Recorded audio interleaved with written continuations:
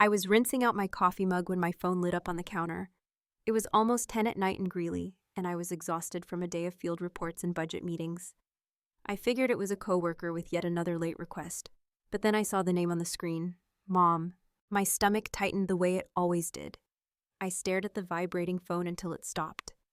A second later, it rang again. Then it stopped and a text appeared. Emergency? Call me right now. It was followed by another text that made my hand shake. Jason is in the hospital. We need help. I hit call so fast the phone nearly slipped from my hand. Mom picked up mid-sob. Emily, thank God. Your brother is in the ER. They said he might not make it if we do not settle the charges tonight. Her breath came in loud gasps, like she had been crying for hours. The bill is $18,000. We have to pay before midnight or they will refuse further treatment. My mind spun. What hospital? Are you with him? What happened? Before she could answer, another voice cut in, rough and impatient. Robert, my father, you heard your mother. Stop asking questions and transfer the money. He sounded angry rather than afraid. He always did. Dad, slow down. 18,000 for what? What hospital is he at? I need details. Mom sobbed harder. Emily, please. This is not a debate. Jason collapsed. They think it is internal bleeding or something with his liver. They did scans. They said they cannot do anything more until the balance is cleared. They won't even let us stay with him until we pay. I pressed a hand to my forehead. That doesn't sound right. Hospitals do not refuse treatment in an emergency. Stop with your smart talk, Robert barked. Just do what we're asking for once in your life. You have the money. We need it now. He paused and his voice dropped to a low growl. Unless you want your brother to die. The threat hit me like a punch. Still, I forced myself to breathe. Mom, send me the hospital name. I said it as calmly as I could. I will call them and verify. If he is really in danger, I will take care of it. Mom's voice snapped from crying to sharp in an instant. Why do you always have to make things difficult? Why can't you just help without interrogating us? This is life and death. You are wasting time. I stepped away from the counter and stared at the dark window, trying to steady myself. I am not refusing. I am asking for facts. Please send the details. There was muffled arguing on the other end. Robert's voice rising. Just do it. Then Mom again. Fine. If you need proof so badly, listen to this. A chime sounded and a voicemail popped up on my phone. Forwarded from hers. I hit play. It was Jason's voice. Shaky and raspy. I really messed up. They are saying I need surgery. Please help Mom and Dad. If they cannot pay, they are going to send me somewhere else. I cannot breathe right. Help me. The message ended with a strange metallic click. I felt my whole chest tighten. It sounded like him, desperate, sick. But something in the background did not fit. A faint buzzing, like a cheap fan or an AC unit. I could not place it, but it nagged at me. Mom was breathing hard in my ear again. You heard him. Please, Emily. We need 18,000. Tonight. I swallowed. I will call the ER. Just tell me where he is. There was a long pause. Too long. Then she said, They are moving him between departments right now. I cannot get the right number. The nurse stations keep forwarding me. It is chaos here. Just send it to your father's account and we will handle it. That old familiar pull started in my chest. The guilt that had followed me all my life. From the time I was 12 and paying for half our groceries with babysitting money, to my 20s when my parents would call needing help with rent or utility bills. Always last minute, always urgent, always with the same sentence. You are the only responsible one in this family. I walked to the table and sat down because my legs felt weak. Dad's voice came back on the line. We are running out of time. If the balance is not paid, they will stop treatment. You know how hospitals are. If money speaks, they move. If not, they let people die. Dad, stop. Just give me the hospital name. Robert's voice hardened. You ungrateful girl. It is always the same with you, acting like you are better than us. You think you are so smart, but you never learned basic loyalty. Your mother is falling apart and you want to play detective. In the background, Mom wailed something unintelligible. I felt myself slipping toward that old, familiar place.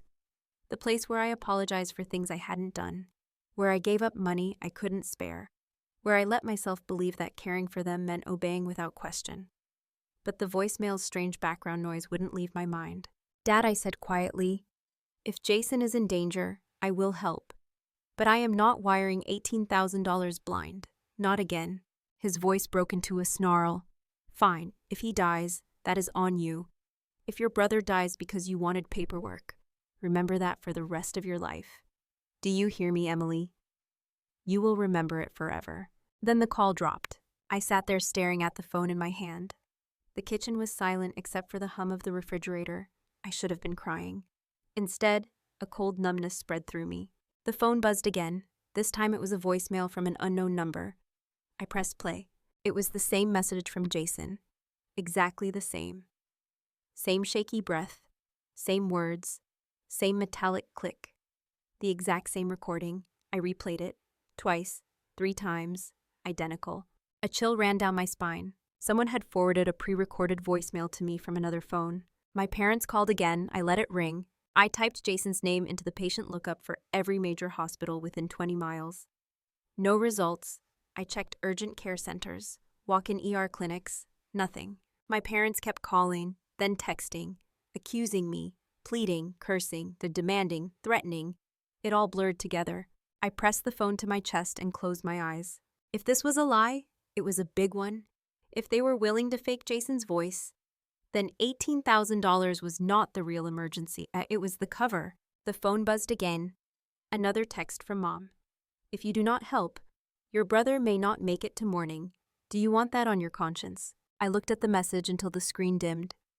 Something inside me shifted. The part of me that used to break at these texts felt strangely quiet. I stood up and turned off the kitchen light. Tomorrow I would start getting answers. Tonight, all I could do was sit with the terrible possibility that the people who raised me might be lying to my face. I walked to the bedroom, phone still in my hand, and the last thing I thought before sleep finally dragged me under was the metallic click at the end of Jason's voicemail, repeating in my mind like a warning I had never heard before. Morning light pushed through the blinds earlier than I wanted, and for a moment I lay still, trying to decide whether what happened last night had really happened at all. But my phone on the nightstand was already buzzing with missed calls, texts, and one more voicemail from Mom. I did not listen to it. Not yet. My chest felt tight, like someone had stacked bricks on top of me. I sat up and rubbed my face. The house was quiet, the kind of quiet that makes your thoughts echo. I tried to breathe through the heaviness sitting behind my ribs, but the memory of that duplicated voicemail kept replaying in my head. I could hear every syllable, every shake in Jason's voice, and that same strange metallic click at the end. It did not sound like a hospital room. It sounded manufactured. I swung my legs out of bed and forced myself to stand. Whatever this was, I needed facts. I needed something more reliable than my parents' panic. I put on a sweatshirt, tied my hair back, and went into the kitchen to make coffee. The machine sputtered and hissed, filling the room with a smell that grounded me at least a little. I took that first sip like medicine. I opened my laptop and searched again for hospital records. I found nothing. I checked county records for any emergency admission for someone named Jason Calvin. Still nothing. My parents kept calling while I typed. I silenced the phone. I needed someone else to talk to. Someone who wasn't tangled in years of guilt and obligation. So I grabbed my keys and headed out the door. The air outside was crisp and cold. I drove across town to the office earlier than usual. The parking lot was almost empty except for 2 cars. I sat there gripping the steering wheel until my hands hurt. If I walked inside and told someone what was happening, it would make the situation real. It would make every suspicion I had seen in the shadows last night turn solid. I finally stepped out to the car and walked inside. The building was quiet, the kind of quiet that made the fluorescent lights hum louder than normal. My coworker, Sandra, was already at her desk, sorting through field reports. She was in her 60s, steady as a mountain, and she saw more than she let on. She looked up when she heard me.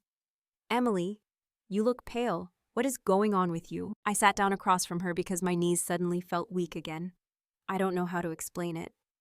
Something is happening with my parents, and with my brother, or maybe not with Jason.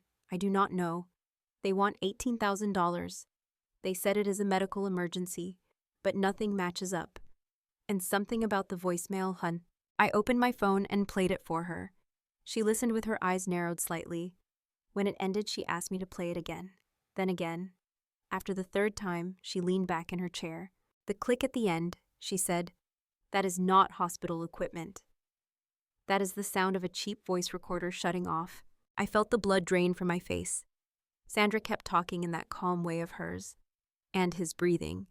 It sounds odd, like he is trying to sound worse than he is. "You sure Jason is hurt?" I shook my head. "I can't find him anywhere. Not in any hospital system." "Then, honey, you listen to me. Something is wrong, but it is not what they are telling you. You need to check your accounts." The words hit me hard. I hesitated before pulling up my banking app. My hands shook as I logged in. My checking account looked normal. My savings account looked untouched. But when I scrolled to the credit settings, a red notification caught my eye. It was from 2 weeks ago. New authorized user added. I tapped it. My father's name stared back at me. My vision blurred for a moment. I blinked fast and kept scrolling. There were pending charges on a card I barely used. A pre-authorization for a hotel in Colorado Springs I had never visited. A $500 charge for electronics. A declined attempt for a cash advance in Cheyenne. My heart pounded so hard I could hear it. I whispered, "Oh my God." Sandra pressed her palm flat on the desk like she was steadying herself. "Emily, you need to call your bank right now." I pushed out a breath. My parents would never. But the words felt hollow even as I said them. Because they would. Not the part about stealing thousands. I never imagined that. But the lies, the pressure, the guilt, using me to fix their problems. That was the story of my life. Sandra nodded slowly. "You call them. You do it from the office so no one interrupts you. And you stay calm." I did not feel calm, not even close. But I walked to an empty conference room and shut the door. I took a deep breath, held it until my chest hurt, then dialed the number on the back of my debit card. A woman named Lisa answered. Her voice was warm, the kind of warm that makes you want to cry. I gave her my name and information and asked her to verify any changes to my account. She typed for a long time, too long. Then she said something that made my pulse stop in my throat. "There is a secondary cardholder added recently, and a change of contact email about 10 days ago. It is not your usual email on file." I forced my voice to stay steady. "What email is it?" She read it out loud. It was an old personal account I abandoned years ago, one my parents definitely knew about. My skin prickled. I asked her to read the address associated with the card. When she read it, my hand closed around the phone so tight my knuckles turned white. It was a mailing address in a small town outside Fort Collins. A post office box. I whispered.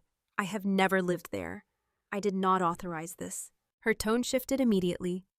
"We are going to freeze your account," she said, "but I will need you to come into a branch today so we can escalate to fraud. Do not send money to anyone in the meantime. Do you understand?" I nodded even though she couldn't see me. "Yes, I understand." When I left the conference room, Sandra was waiting by the door. I must have looked worse because she stepped closer. "Emily, what happened?" I swallowed hard. "They added themselves to my credit card, or someone did, and there are charges I did not make. And a P.O. box address, and something tells me the 18,000 is connected." Sandra exhaled slowly. "You need evidence before you confront them, and you need support. Do not go to them alone." I nodded. My hands were trembling, and I tucked them under my arms. My phone buzzed again. Can't. Another voicemail from Mom.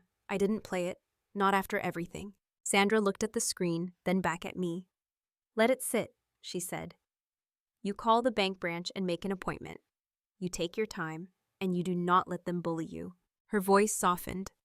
"And honey, whatever this is, whatever they are doing, it is not your fault. Remember that." I nodded again because speaking felt impossible. I grabbed my things and told her I needed to take the rest of the day. Outside, the air felt colder than before. I sat in my car staring at the steering wheel, listening to my breath shake in and out. I used to think I was dramatic for wondering whether my parents only saw me as someone who could fix things for them. But now I wondered if I had not been dramatic enough. I started the engine. I needed answers, real ones. And the only place I was going to get them was the bank. As I pulled out of the parking lot, my phone buzzed one more time. Not from my parents, from an unknown number. A text, just 5 words. "We need to talk. It's Jason." I stared at it until the light ahead of me turned green and someone honked behind me. I drove forward, my heart pounding hard enough to make my vision pulse. If Jason was texting me himself, then nothing my parents said last night could be trusted. And whatever came next, I knew it was going to be worse than a fake voicemail. I pulled into an empty spot outside a small grocery store and stared at the text until the letters blurred. My fingers hovered over the screen, reluctant to touch anything. If Jason could text me himself, then everything my parents said was a lie. But what if it wasn't him? What if it was another trick, another voice recording, another attempt to push me into sending money? I forced myself to breathe and typed back a single message. "Are you safe?" The typing bubble appeared right away, then disappeared, then appeared again. Finally, a reply came in. "I am fine. Can we talk, not on the phone? Please meet me." A chill moved through me. Jason never used words like please. He never said we need to talk unless something serious had happened. For a moment, I remembered him as a teenage boy sitting in the back seat of Dad's truck with a split lip after a school fight. He had said the same thing then. "Please don't tell Mom. Just meet me outside." I kept reading the message. The address he sent was a quiet residential street near the edge of Greeley. Nothing dangerous, nothing abandoned. Just a little park across from a row of houses. "Fine, 10 minutes. I drove faster than I meant to. The neighborhood was quiet and the sky was overcast. The afternoon light thin and gray. I parked by the curb and scanned the park. A few empty benches, an older man walking a dog, and Jason. He sat hunched at the far end of a picnic table, his hood pulled up, elbows resting on his knees. When he looked up and saw me, he stood quickly. His face was thinner than I remembered, and his eyes were shadowed. But he wasn't pale or hooked up to machines or anywhere near a hospital. I stepped out of the car and shut the door gently. Jason watched me with that guarded expression he always used when he expected a lecture. I walked toward him slowly, stopping a few feet away. "You are fine," I said it quietly, but the relief came out raw. He shoved his hands in his pockets. "Yeah, I am fine." We stared at each other for a long moment. He looked uneasy, shifting his weight from foot to foot. I searched his face for any sign of illness or injury. There was none. I finally asked, "Did you send that voicemail last night?" His eyebrows shot up. "What voicemail?" "The one saying you were in the ER, that you needed surgery, that you might not make it." He froze. The color drained from his cheeks and his mouth dropped open slightly. "Emily, I didn't send you anything. I didn't call you. I didn't ask Mom or Dad for anything." I took a step back. The ground felt unsteady. "They used your voice. They forwarded a recording. Twice." Jason rubbed the back of his neck, confused and angry all at once. I swear to God, I didn't ask for money. I haven't even talked to them in 2 days. They blocked me last week because I wouldn't give Dad my login for my paycheck portal." My breath caught. "They asked you for that too. They tried to reroute my payroll this morning." Jason stared at me, horrified. "That is really bad. You need to get ahead of this. They are desperate." I sat down on the edge of the picnic table because my knees felt weak again. Jason sat across from me, lowering his voice. "Dad has been messed up for months. He keeps trying to pull money from everywhere. Mom is in on it too. They got some payday loan people calling constantly. And when they can't keep up, they go looking for more options. They asked me first. I told them no." I swallowed hard. "Why didn't you tell me?" Jason let out a humorless laugh. "Because I knew they would go to you next. And I knew you would help. You always help. And then it would start all over again. So I tried to stay out of it. That hurt more than I expected." I stared at my hands. "They told me you were dying, that you were refusing treatment until I paid." Jason cursed under his breath. "I am sorry. You should not have had to hear that. I didn't think they would go that far." I looked up, studying him. "Tell me the truth.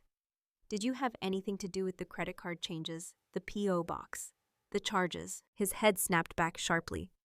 "What, Noam? I don't even know how you would set up a P.O. box like that. I know I've been irresponsible in the past, but I didn't touch your accounts. I swear." His voice cracked a little at the end.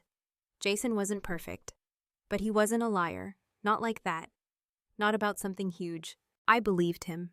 He lowered his voice. "They were talking about you last week.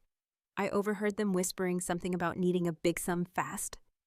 Mom said you owed them after everything they did for us. Dad said you wouldn't dare say no to a medical emergency." I closed my eyes. My parents were scripting a crisis, planning it. Jason leaned forward. You need to protect yourself. You need to freeze everything. You need to talk to someone who knows how this stuff works. I already called the bank. They flagged my account. They want me to come in today. Good. Jason looked relieved for a moment. Then his expression hardened. But you should know something else. Whatever they are mixed up in, it's not just bills. They have friends who do shady stuff. They bragged about someone helping them get around address checks on applications. Ice prickled down my spine. You think someone else might be helping them? Jason nodded slowly. Maybe a neighbor or someone they owe money to. But it's not just them. They are not smart enough to pull all this off alone. I let that settle in my chest. It explained too much. The fake voicemail, the fake email, the P.O. box, the charges, the timing. I stood up and wrapped my arms around myself. I need to go to the bank. They are expecting me. And I need you to stay away from Mom and Dad until I figure this out. Jason stood too, looking smaller somehow. I didn't mean for you to get dragged into this. I should have warned you. I took a breath. You did, and now I know. That is what matters. He hesitated before stepping forward. Are you scared? I nodded honestly. More than I want to admit. But I'd rather know the truth than live in whatever story they're trying to force on me. We stood there for a moment as the wind picked up, scattering a few leaves around our feet. Jason shoved his hands back into his pockets. Be careful. Okay, Mom and Dad get mean when they feel cornered. I know. I turned toward my car, but he called after me softly. Emily, I'm really sorry. I nodded without looking back and got in the car. My hands were shaking as I gripped the steering wheel. I sat there until the tremor passed enough to drive. As I pulled away from the curb, my phone buzzed again. A new voicemail from Dad. I didn't play it. I kept driving. The bank was less than 15 minutes away, but the closer I got, the more the air felt heavier, like something was circling just out of sight. And when I turned onto the main road and saw an unfamiliar silver SUV following two cars behind me, something in my gut twisted. Whoever was in that car had been behind me since I left the park. I gripped the wheel tighter, trying not to look in the mirror too often, trying not to panic. But the realization settled over me like cold water. This was bigger than a family argument, bigger than a bad financial decision. Someone else was involved, and they were already watching me. The SUV lingered in my rearview mirror, holding its place no matter how many turns I made. My pulse thudded in my ears. It could have been a coincidence, just another driver heading across town on a Wednesday afternoon. But in my gut something tightened with the kind of instinct you only develop after years of living with unpredictable people. I took a left earlier than I needed, cutting through a residential street lined with old maple trees. The SUV followed. Relief vanished. I kept my face still, hands steady on the wheel, though my heart felt like it was trying to claw its way out of my chest. I made another random turn, pretending I was on a casual detour. The SUV stayed with me, 2 cars back. Not too close, not too far. I whispered to myself, do not speed, do not make it obvious. The bank was 6 blocks away, but I didn't want to lead whoever it was straight there. I slowed down near a busy intersection, letting a line of cars wedge between us. For a moment, the SUV disappeared. I pushed the breath out of my lungs. Then it reappeared in the left lane. I felt my stomach drop. I turned right sharply into a crowded strip mall parking lot and pulled into a spot between 2 large trucks. From the corner of my eye, I saw the SUV roll past the entrance, slow down as if searching, then continue down the road. I sat still for several seconds, hands clenched, trying to calm the shaking in my legs. I told myself to breathe. In and out, slow, controlled. My fingers fumbled for my phone and I texted Sandra. Something feels off. Someone might be following me. Her reply came fast. Go to the bank. Do not stop anywhere else. They have security and cameras. Stay where people can see you. I swallowed hard, started the engine again, and pulled back into the road. The SUV was nowhere in sight. Good. I took the main road straight to First Continental Bank with no more detours.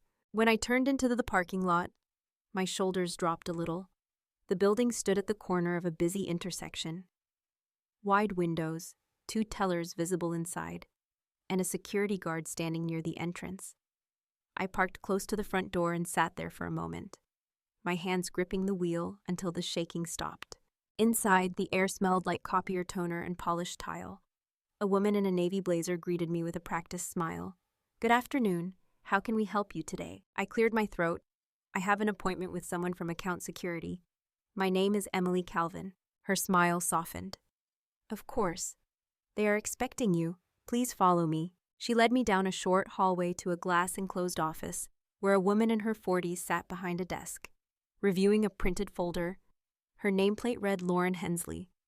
She stood as I entered, extending her hand with a steady, matter-of-fact warmth. You must be Emily. I am Lauren. Come have a seat. We can go through everything together. I sat down, feeling the tension in my shoulders pull tight again. Lauren closed the office door and took her seat. I spoke before she could begin. I think someone has been following me, or at least watching me. I just wanted to mention that before we start. Lauren's expression shifted in an instant from polite concern to sharp focus. Thank you for telling me. The building is secure. If anything feels unsafe, we will address it immediately. Now, let us walk through what we found so far. She opened the folder and slid it toward me. First, the contact email was changed 10 days ago. It was switched to an account that does not appear to match your recent activity. We flagged that as suspicious. I nodded. I didn't make that change. Second, a secondary card holder was added using basic verification questions. Those questions were answered correctly. But given your report, we suspect social familiarity rather than legitimate authorization. I stared at the page. Dad's name sat there in black and white. My throat tightened. Third, there are charges originating in multiple cities across Colorado and Wyoming. Hotels, electronics stores, gas stations, and 2 ATM attempts. None of those appear consistent with your usual spending. I pushed my hands against my knees to keep from trembling.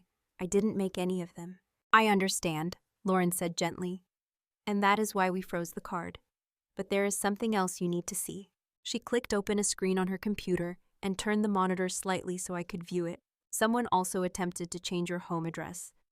They submitted a scanned document claiming you lived at a P.O. box in Fort Collins. It was poorly done. But if no one had questioned it, mail forwarding would have kicked in. You would have stopped receiving statements. My breath caught. How did they do that? Lauren shook her head. It could have been anyone with access to your personal information. But what concerns me more is this. She scrolled to another section and pointed at a log entry. 3 failed attempts were made to access your payroll routing information through automated verification. Then 1 successful attempt came from the same location as the card changes. Everything inside me went cold. They tried to take my paycheck. They tried to intercept it before it landed in my account. Lauren nodded slowly. That is why we are moving quickly. This pattern is consistent with someone in immediate financial trouble trying to establish parallel access. I leaned back in the chair, feeling faint. I could hear the hum of the office lights above me, steady and soft, and it grounded me enough to speak. I think I know who did it, and I think they used my brother's voice to scare me last night. A fake voicemail. Lauren's jaw tightened. That does happen in certain fraud cases. Family-based fraud is especially painful because it is usually done by people who know enough to imitate emergencies. I pressed my palm against my forehead. I need this to stop. I need everything shut down. You are doing the right thing, Lauren said. And there is one more step. She pulled another sheet from the folder. We can escalate this to the financial crimes unit. But I need you to confirm one detail. Has anyone pressured you to make a large transfer recently? I let out a shaky breath. Yes, last night. They said my brother was dying. They wanted $18,000. They were furious when I asked for proof. Lauren nodded grimly. That aligns with the activity we are seeing. Before she could continue, my phone buzzed inside my purse. I reached for it instinctively and froze when I saw the screen. It was my father. The first call declined itself because I did not touch it. Then another came immediately, then another. I silenced the phone and tucked it deeper in my bag. Lauren spoke carefully. Do you want to take a moment? I shook my head. No, I want to fix this before they get to me again. Lauren folded her hands. Then here is what I need from you. We will file an official fraud claim. That begins a federal review. It also means no one can make changes to your accounts without coming here in person. You will receive new cards, new login credentials, and a verbal password only you will know. A knock sounded on her office door, and both of us turned at the same time. The security guard stood outside, leaning slightly toward the glass. He motioned for Lauren to step out. She excused herself. I could hear low murmured voices outside, too soft to make out words. When she returned, her expression was tight, controlled. The guard says someone was circling the parking lot. A silver SUV. They left when he approached. But I do not want you walking outside alone. When we finish here, he will escort you to your car. The cold feeling inside me deepened. Could have been anybody.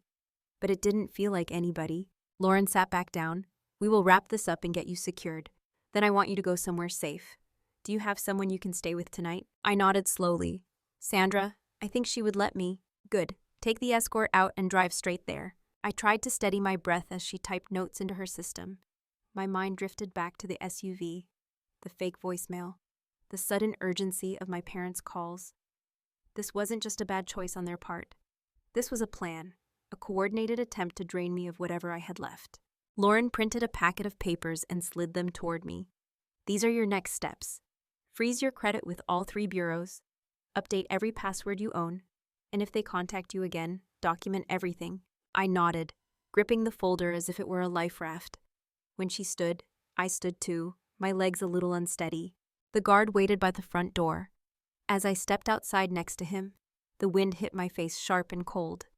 My car sat near the front, the only vehicle in the row now.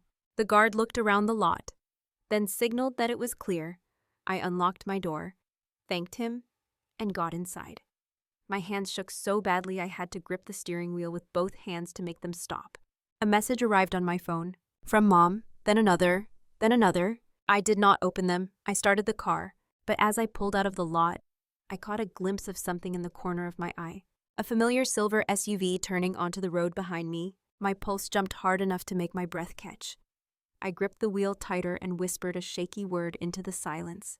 Not again. I pressed my foot gently on the gas and drove toward Sandra's house, every sense alert, every turn counting down to whatever came next.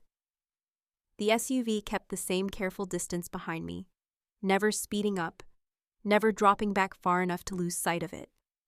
My fingers tingled from gripping the wheel too hard, but I forced myself not to look in the mirror more than necessary.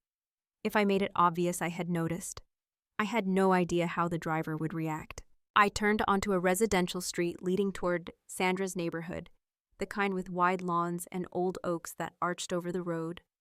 The SUV followed, not close, not aggressive, but present, watching. I whispered to myself, just get to Sandra, just get inside. Once I reached her house, everything would make more sense. At least that is what I kept telling myself. I pulled into her driveway and kept the engine running for a moment. The SUV coasted past, slow enough for me to see the silhouette of the driver, a man, ball cap, shoulders too broad to be anyone I knew. He did not look at me. He did not stop. He just kept driving. I exhaled a shaky breath and stepped out of the car. My legs felt strange, like they did not belong to me. I hurried up the walkway and knocked. Sandra opened the door almost instantly, like she had been waiting. Her face softened when she saw me. Oh, honey, get inside. You look like you're about to fall over. I stepped into her warm living room, the smell of cinnamon and old books wrapping around me like a blanket. She locked the door behind me, then guided me to the couch. Tell me everything. Did the bank help? I sank into the cushions. They did.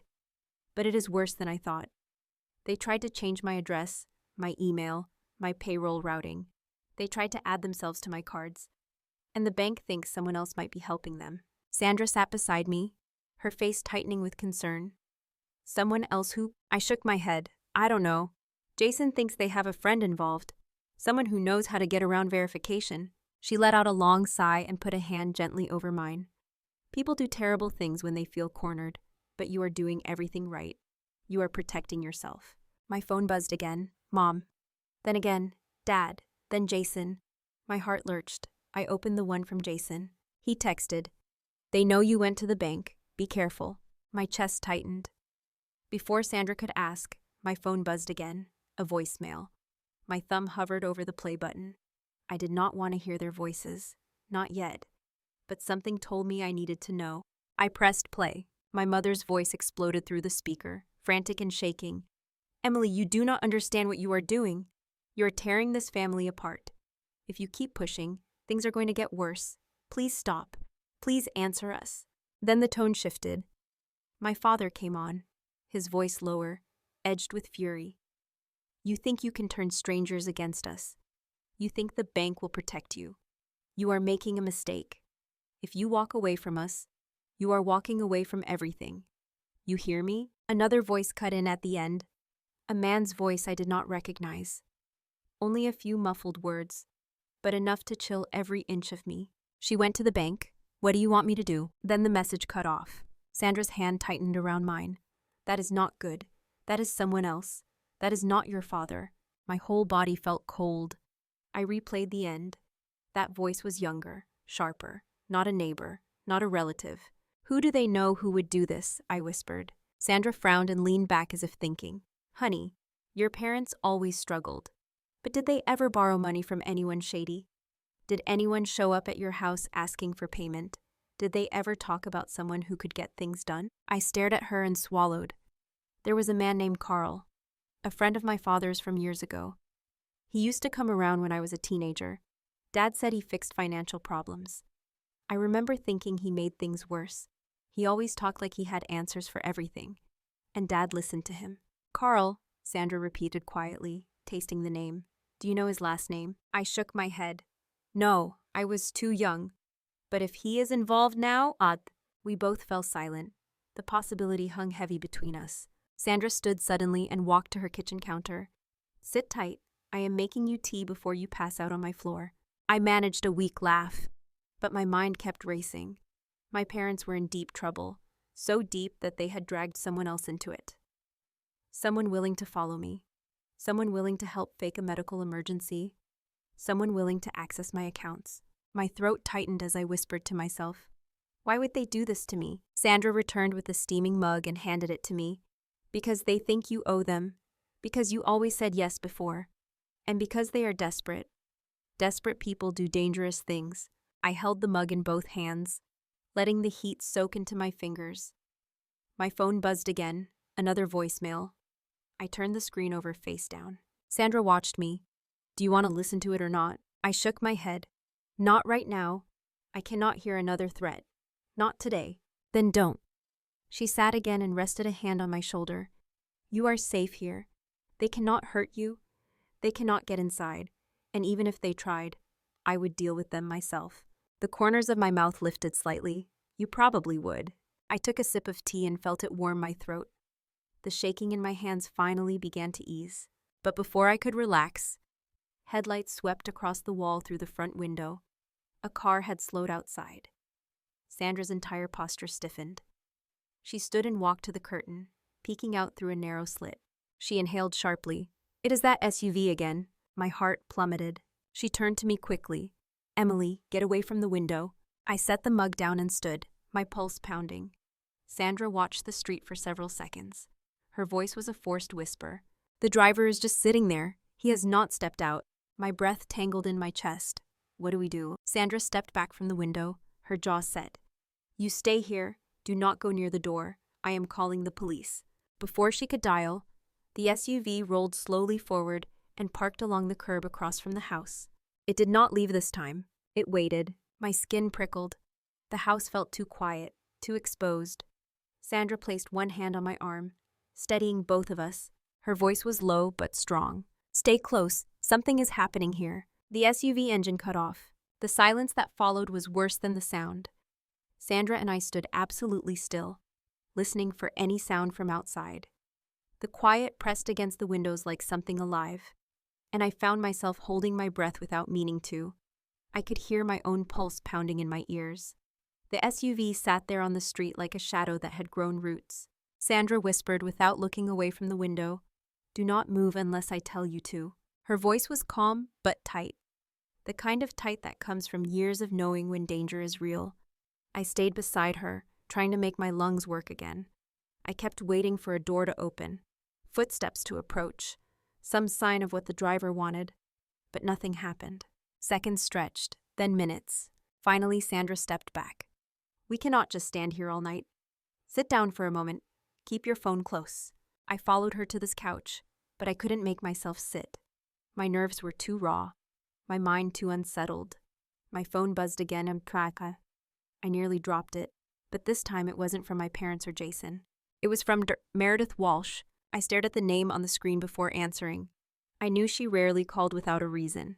I lifted the phone to my ear. "Hi, Dr. Walsh."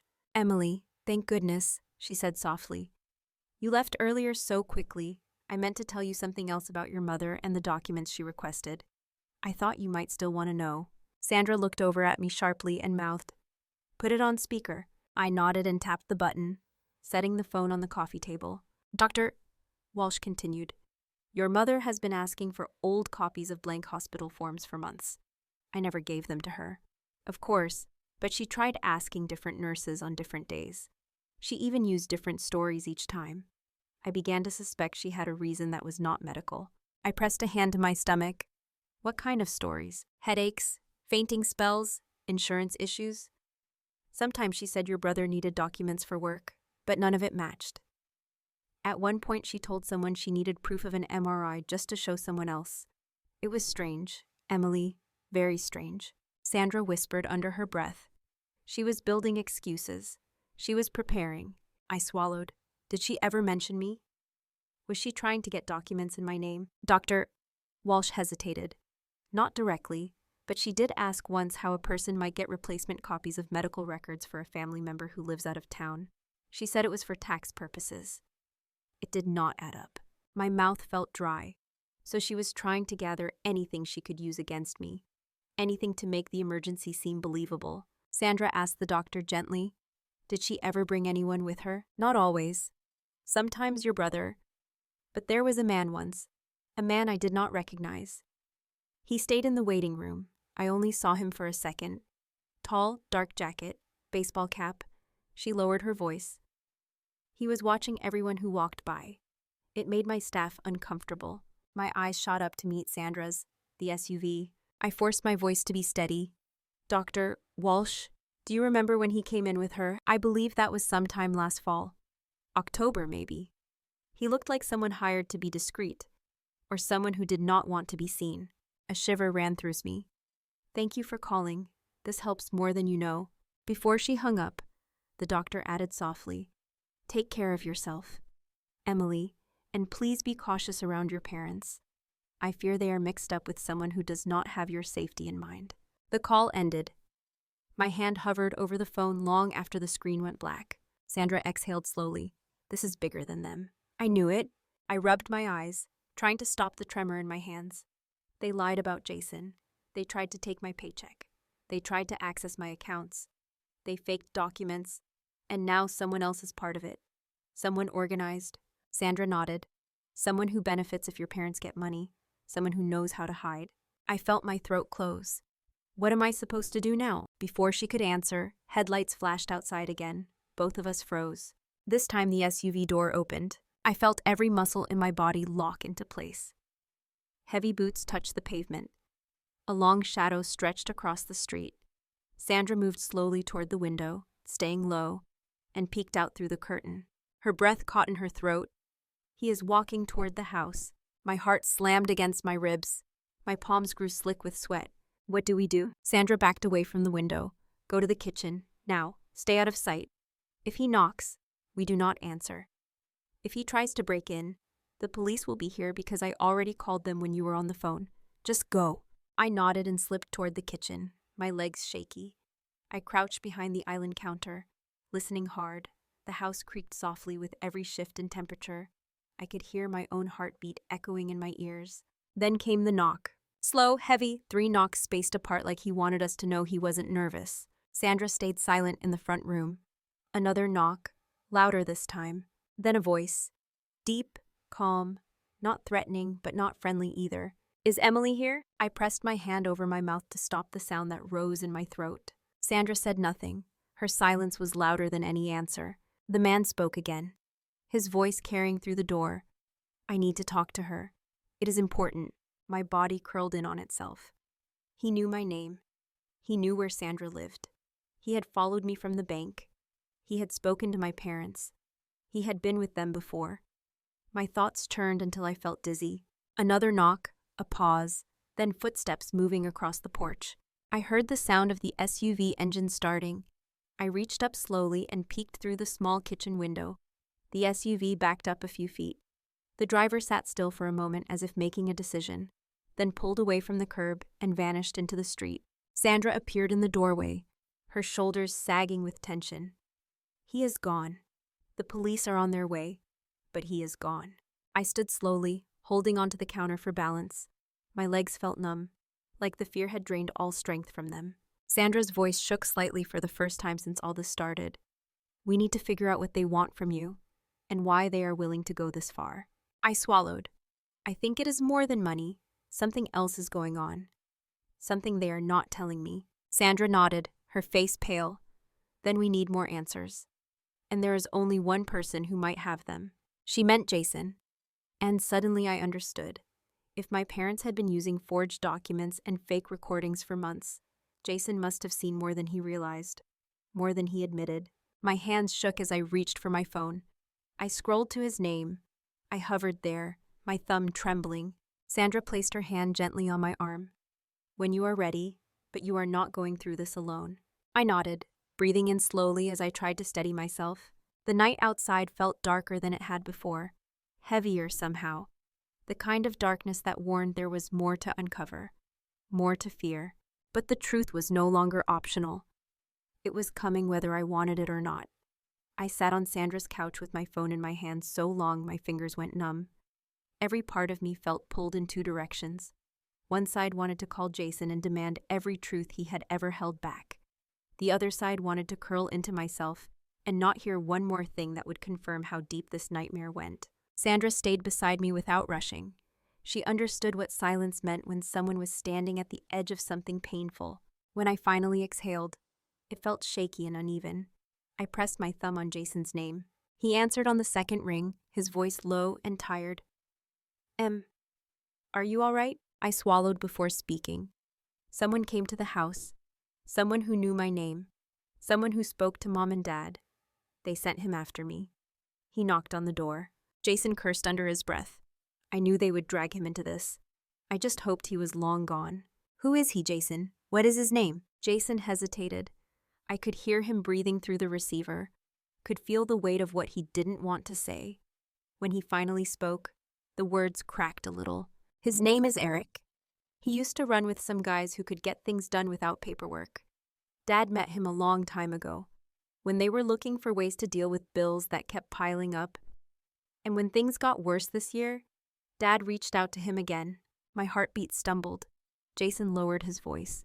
Dad owes him money. Mom does too. And Eric is the kind of man who does not wait politely when he wants something. I stepped away from the couch and paced to the other side of the room, gripping the back of a chair to steady myself. You should have told me. You should have told me earlier. Jason's voice rose. I tried. You did not pick up. And if Eric is around, that means Dad let this get out of control. He was supposed to pay him back by the end of the year, but things spiraled. They told him they had a plan to get the money, that they had you. My breath caught. They said they had me. Sandra stiffened behind me, but stayed silent. Jason kept talking, his voice full of apologies and fear. They kept saying you were their solution, that you would save the family because you always had. They were planning it for weeks. The emergency, the voicemail, the pressure. Eric told them how to make it convincing enough. My stomach turned. I leaned against the wall, the cold paint soothing my forehead. Jason, did you know they were trying to access my accounts? No, he said it quickly. I swear I didn't know they went that far. I heard them talking about paperwork. Something about an old email, something about copying your mail. I did not want to be around them anymore. I moved out for a reason. I closed my eyes again. The pieces of the puzzle kept sliding into place, whether I wanted them to or not. Jason's voice grew softer. Are you safe right now? I nodded even though he could not see. I am at a friend's house, but the SUV is still watching, Sandra whispered from across the room. It left, but it came back. I relayed her words. Jason swore again. Listen, do not open your door to anyone, not even if they say it is me. Eric has ways of getting information, and he does not care who gets hurt. Dad should never have brought him into this. Mom should have stopped him, but they did not, and now they are all tangled in something they cannot escape. I sat on the arm of the couch, trying to steady the shaking in my voice. Why would they do this to me? Why drag me into whatever mess they created? Because you were their way out. Because you were the only one with steady money. And because they thought you would trust them no matter what.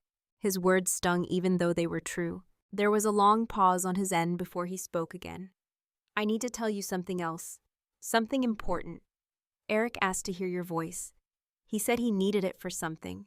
I did not understand at the time, but I think he was building that voicemail. Dad asked me to say certain words into a phone so they could copy it. I did not know what they were doing. I swear I didn't. I thought they were messing around. I did not know it was for you. A hot wave of nausea washed through me. That metallic click. The trembling voice. The shaky breathing. They had cut pieces of Jason's speech together, layered it. Artificial panic, artificial pain, all to push me into panic. Jason's voice trembled. I am sorry. I am so sorry. I did not know they would send it to you. I did not know they would use it like that. I wiped at my eyes with the back of my hand. Everything hurt, my chest, my throat, even my ribs. I whispered, I need answers, all of them. What else do they plan to do? Jason let out a slow breath. Eric thinks you have more money than you do. Dad bragged about you, your job, your savings. He made it sound like you were loaded. Eric sees you as a resource, someone who can pay him back for everything they owe. I pressed a hand over my mouth and forced myself not to cry. Sandra stepped closer and put a steady hand on my shoulder. I forced myself to stand straighter. Tell me where Eric is, Jason. Tell me everything you know about him. Jason hesitated. You cannot go looking for him. He will not talk to you, and you cannot risk getting anywhere near him. He knows how to disappear the moment someone feels suspicious. Where did you last see him? Jason sighed heavily. Dad invited him over the day after Christmas. He said Eric was helping him fix something with the loan company. I saw Eric go into the back bedroom with a stack of envelopes. They were whispering, they closed the door. I heard Eric say something about easy signatures if you know what you're doing. My hands curled into fists. My father had let this man in their home. In our home, and Jason had been there. Seeing pieces of the truth but never enough to understand the danger. I breathed in slowly. I need to know what they owe him. Jason's voice cracked. A lot. More than Dad can ever pay. More than Mom even knows. Eric has a way of turning one missed payment into 10. Dad thought he could negotiate. He thought he was smarter, but Eric has been doing this for years. He does not lose. I turned to look at the dark window again. The street looked quiet. Still, but I knew better now. Quiet did not mean safe. Jason cleared his throat. Listen. You need a lawyer. Someone who knows what to do. Someone who can build a wall between you and them. You cannot keep trying to figure this out alone. I took in a shaky breath. I already talked to one. She said the fraud case is building. The bank flagged everything. Good. That is the first smart move anyone in our family has made in years. And you need to keep making them. His voice softened. Emily, you need to protect yourself now. Do not think about them. Do not think about fixing anything. Just think about staying ahead of whatever Eric and Dad think they can still get from you. I lowered my head. My voice was barely a whisper. I am scared. I know. Jason's voice broke a little. And I am sorry for every part of this you are being dragged through. There was a rustling sound on his end, like he was pacing. Then he said something that made every muscle in me tense. You should look into the P.O. box they used. The one in Reno. They used it for more than credit cards. I never saw what they kept there. But Dad acted like it was the key to everything. Like as long as that box existed, their problems would stay hidden. I froze. The P.O. box again. Always the P.O. box. Every thread of this mess connected back to it. Jason continued. You find that box. You find the truth. But be careful. If Eric knows you are looking, he will not sit back quietly. A knock echoed sharply on Jason's side of the call. He inhaled sharply. Emily, I need to go. Jason, are you safe? He hesitated. I will call you back. Just stay somewhere protected. The line went dead. I lowered the phone slowly. Sandra's eyes were wide, her mouth tight with fear. She whispered, someone knocked on his door. I nodded slowly, my whole body trembling. And for the first time since this nightmare began, I felt the chilling certainty settle deep inside me. Whatever was coming next was already in motion. Sandra and I sat frozen in the quiet that followed Jason's call, both of us staring at the phone like the screen might relight itself and tell us he was safe. My ears rang with the echo of that knock I had heard through his receiver. I could still hear the way his breath caught. I could still feel the heaviness in his voice when he said he would call back.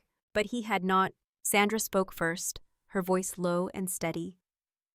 You cannot sit here waiting. If something happened to him, you will know soon enough.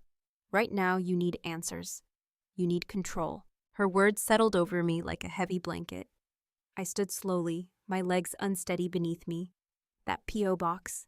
Jason kept circling back to it. The bank records led to it. The charges led to it. The fake address led to it.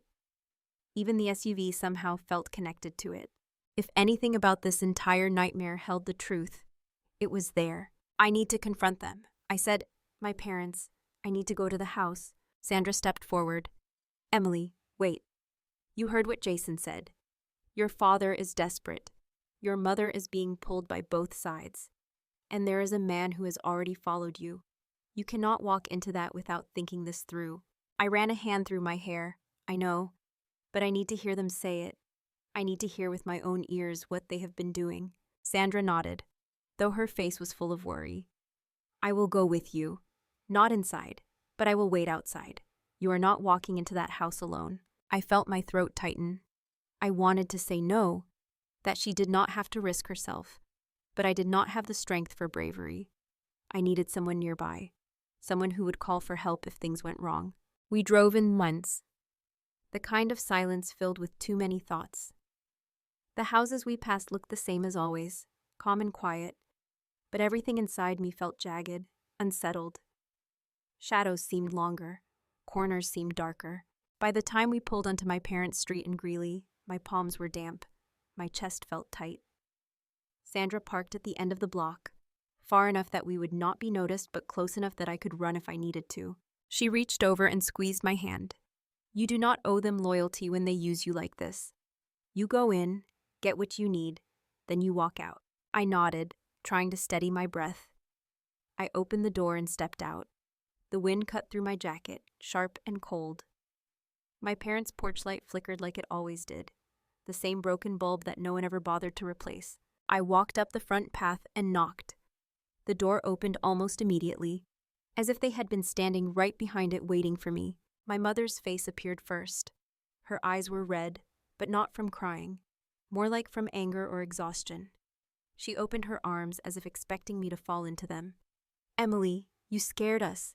We have been calling all day. Why did you ignore us? I stepped back instead of forward. Because you lied to me. Both of you. My father pushed past her into view. His jaw was tight, his eyes dark. We did not lie. You are making something out of nothing. You should have sent the money and none of this would have gone this far. I stared at him. An $18,000 emergency was supposed to be nothing, Dad. I heard Jason's voice in a voicemail that you helped create. You tried to change my paycheck. You added yourself to my credit accounts. You used an old email of mine to access things you should not even know how to touch. Tell me why. Mom pressed her hand to her chest as if wounded. Emily, we would never do anything to hurt you. You are imagining all of this. You are believing strangers instead of your own family.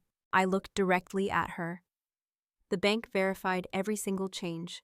Someone used my information to create a new address. Someone used my personal data. Someone built a fake emergency to push me into wiring money. Stop pretending. My father's expression hardened. You think you understand everything because you talked to a bank and a lawyer for 2 minutes. You think you know more than us. You think you are better. I swallowed. This has nothing to do with being better. This is about theft. Dad stepped closer, pointing a finger at me. You owe us. We raised you. We put food in your mouth. You would not be where you are if it was not for us. You can spare some money. I stepped back again. I am not handing anything over until you tell me everything. Who is Eric?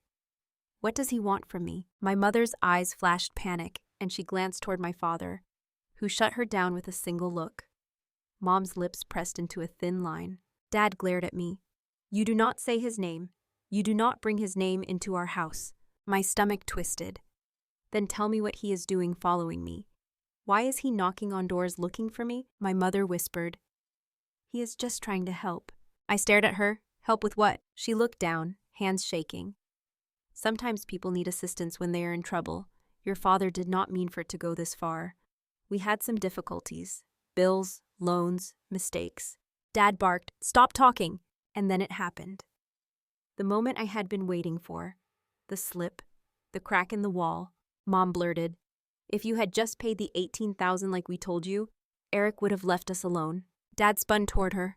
"Linda, enough." My breath caught. My voice came out sharper than I intended. So this was never about Jason. Never about medical treatment. This was about paying off the man you owe money to. Dad's face reddened. "You do not understand what kind of pressure we are under. You think you are the only one with problems. You think life is so easy." I felt something inside me snap. "You put me in your problems. You created a fake crisis. You used your own son's voice against me. You tried to drain my bank accounts. How could you do that to me?" Dad stepped closer, his voice rising. "We did what we had to. You make more in 1 year than we have made in 4. You never help. You never give back. You walked away from this family." My words came out shaking, because this family has been using me since I was 12 years old. That stopped him. For a moment. Neither he nor Mom spoke. The silence was heavy and ugly. Mom's voice finally broke through, thin and trembling. "We were scared. We thought we would lose everything. Your father said you would help no matter what. That you love us." My throat felt tight.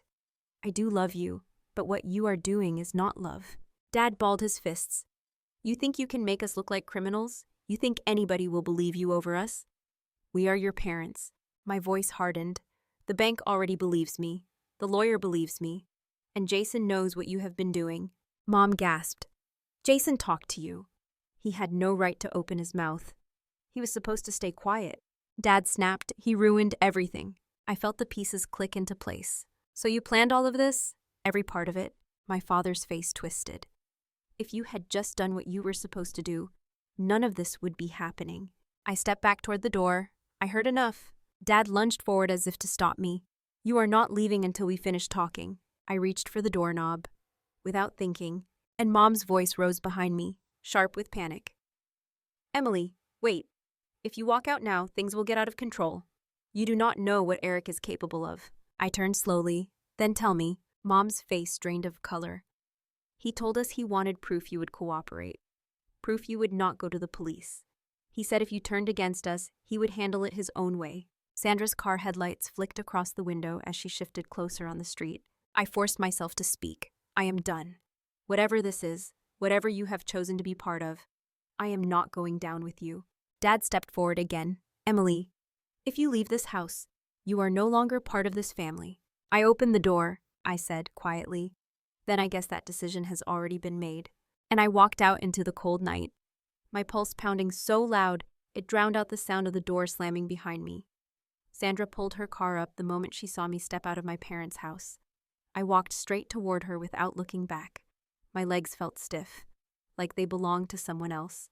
The cold hit my face hard when I reached the sidewalk, but it helped clear the fog of adrenaline still rushing through me. Sandra leaned over from the driver's seat and unlocked the door. "Get in. You're shaking." I climbed in and shut the door.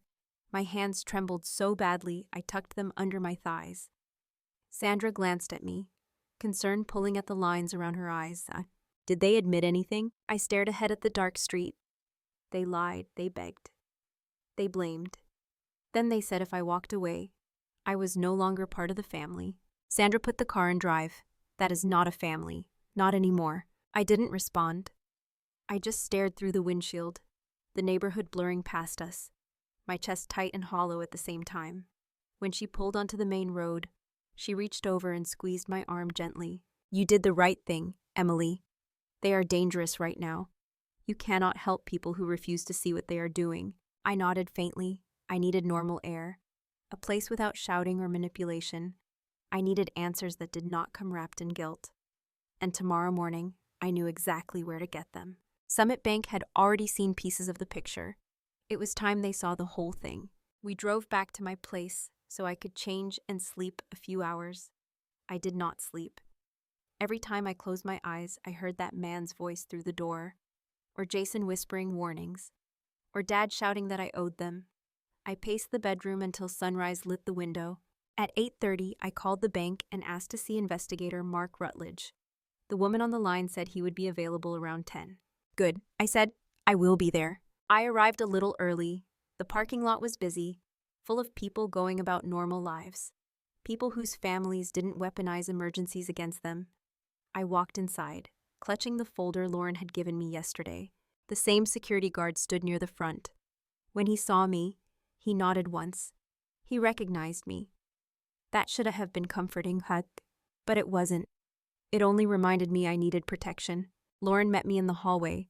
She looked tired but calm. "Mark is ready for you. Come with me." Her voice was a steady anchor pulling me forward. She led me into a conference room near the back. Glass walls, long table, closed blinds for privacy.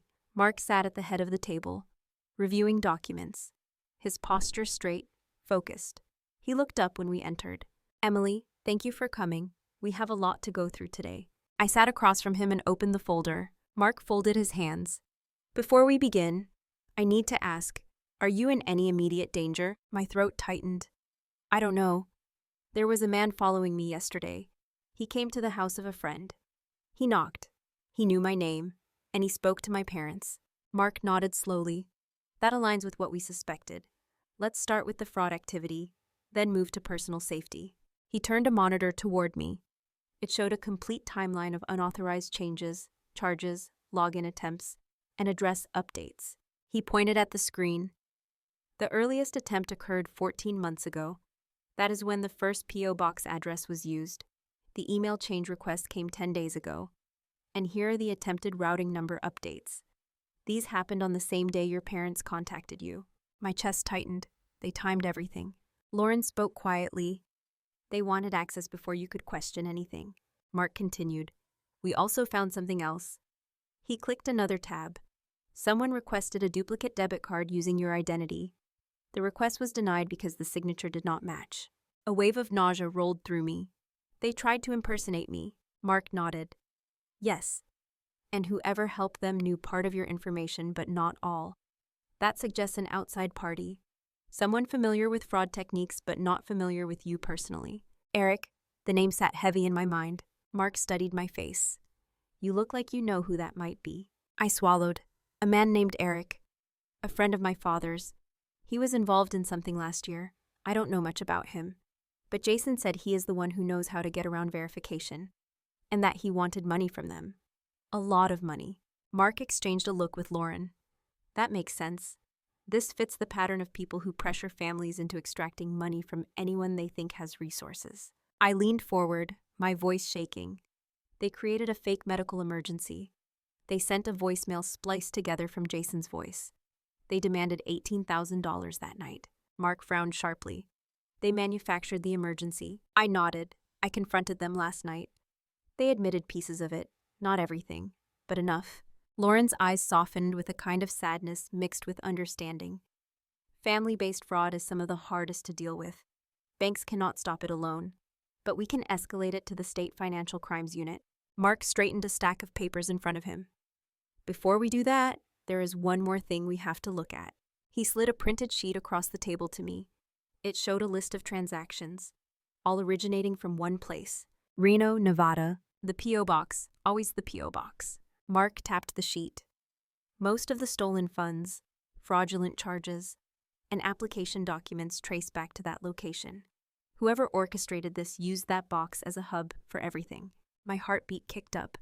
Jason said something about the box last night, that Dad acted like it was the key to everything, that as long as it existed, their problems stayed hidden. Mark nodded. "We can file a request to investigate the P.O. box. It will take coordination with authorities in Nevada, but it is doable. If we can prove your identity was used to secure it, that becomes key evidence." He paused. "But I need you to understand something. Whoever is behind this will not stay quiet once they realize everything is collapsing. They may become more desperate." I felt the truth of that down to my bones. Mark continued. "Today we will freeze every account tied to you. We will remove all secondary names, and we will issue you new credentials that cannot be accessed without in-person verification." Lauren looked at me. "And when this meeting ends, the security guard will walk you to your car again." I nodded, grateful but overwhelmed. Mark leaned forward. "We called your father this morning. He refused to speak to us and hung up. Twice. That is unusual. Most parents try to play innocent or pretend to cooperate." Cold dread slid down my spine. That meant he was scared, or angry, or planning something. Mark pushed another paper toward me. There is one more thing. This morning, someone attempted to withdraw money from one of the joint accounts your father has access to. It triggered an alert because the account is flagged. The attempt happened at an ATM 5 miles from here. I blinked, confused. That is not my account. Mark nodded. We know, and that is why we find it suspicious. Someone is scrambling. I sat back in my chair. My pulse felt uneven. Mark stood. I think it is time for you to see something firsthand. He walked to the door and motioned for me to follow. Lauren stood too, offering a reassuring touch on my arm. You will be all right. We walked into the main lobby. The security guard nodded at us. Mark led me to a glass window overlooking the bank's row of ads. A man stood at the middle machine, back turned. Something about his stance made every hair on my arms rise. Mark's voice was low. Watch. The man inserted a card, waited, shifted impatiently. Then the machine flashed a message. Card retained. The machine swallowed the card completely. The man slammed his hand against the screen. Dad! My breath caught in my throat. My father turned slightly, frustration breaking across his face. His shoulders tensed. He grabbed the machine like he could shake the card back out. Then he looked up, right through the glass, right at me. For a moment, neither of us moved. His expression went from confusion to realization to pure fury. Mark stepped forward. Emily, step back from the window. My father lunged toward the ATM camera as if shouting at it, though I couldn't hear him through the glass. The guard was already moving. Mark signaled him to block the door. My father's mouth twisted into something dark and violent as he realized the machine had trapped his card. His hands curled into fists. Then he stormed away from the ATM, pushing past a woman in line. I stepped back until I felt the wall behind me. Lauren whispered, He knows the investigation has started.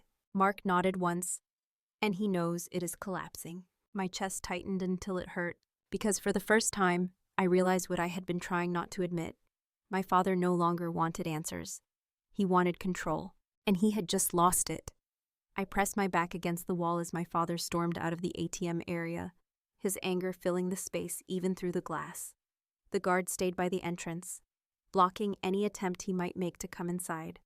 I watched him shove open the door to the parking lot, pacing in tight, frantic circles before disappearing behind a row of cars.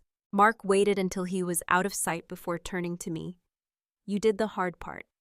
Now let us finish this. My knees felt weak, but I nodded. He guided me back into the conference room where Lauren was waiting with a fresh stack of forms. She gestured for me to sit. We need to finalize your fraud report, she said softly. Once this is filed, your accounts will be sealed until further verification. It is the last step to protect you. I picked up the pen. My hand trembled only slightly this time. I signed where she pointed, initialed a few lines, and confirmed the new security protocols that made access nearly impossible for anyone but me. When it was done, Lauren slid the documents into a folder and closed it with a decisive tap. Your new cards will arrive at the temporary address you selected. We will not allow anything to be forwarded without a signed request from you in person. I nodded and pushed the chair back, feeling a strange mixture of exhaustion and relief. When I looked at Mark, he met my eyes with steady calm. What your parents did was serious, he said, but now the investigation is officially out of your hands. You made sure the right people know, and that is enough. I let out a long breath I had been carrying for days. When I stepped outside with the guard walking beside me, the cold air bit at my cheeks. The parking lot was quiet. My father's truck was gone. I had no idea where he went or what he planned next, but for the first time in days, I did not feel watched. The guard remained close until I reached my car. Before I opened the door, he rested a hand lightly on my shoulder. If anyone comes near you, call the police immediately. Do not hesitate. You have done everything you needed to do. I thanked him and got into my car, locking the doors as the engine started. My hands, though tired, felt steady on the wheel. I drove straight to Sandra's house. She was waiting on the porch with her arms crossed and her coat wrapped around her. When I got out, she hurried toward me. Did everything go all right? I nodded. It is done. The bank finalized the claim and they contacted the state. My accounts are protected. They froze everything tied to my father and Jason. And the investigation is official now. Sandra exhaled like she had been holding her breath all day. That is good. That is really good. Inside, she made me tea again. the kind with cinnamon and honey that smelled like comfort. I sat at her kitchen table and wrapped my hands around the mug, letting the warmth seep into me. My phone buzzed on the table. I expected another frantic voicemail from my mother, but it wasn't. It was a text from Jason. I am safe. I got out before anyone came to the door. I am staying somewhere else now. Please be careful. Relief washed over me, soft and steady. I typed back, stay safe. Do not go home. Hours passed quietly.